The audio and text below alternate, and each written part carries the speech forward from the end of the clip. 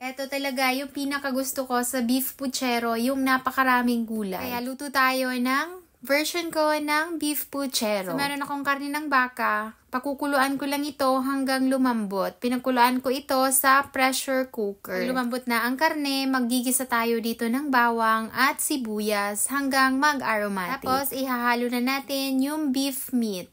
Ito yung pinakuluan nating beef kanina. Gigisa-gisa lang natin ito. Maglalagay rin tayo dito ng tomato sauce. So, mga 1/4 cup lang ng tomato sauce itong nilagay ko dito. Pampalasa, 3 tablespoon na patis. At ilagay na natin yung tubig na pinagkuluan natin ng beef. Takpan ito at isimmer natin ng mga 5 minuto. Makalipas ang 5 minuto, naglagay ako ng 1 piece na sweet potato. 1 piece na beef cube at haluin natin ito. Naglagay rin ko ng 1/2 teaspoon black pepper. At lutuin lang ng mga 4 minutes. Tapos, maglalagay tayo ng banana, carrots,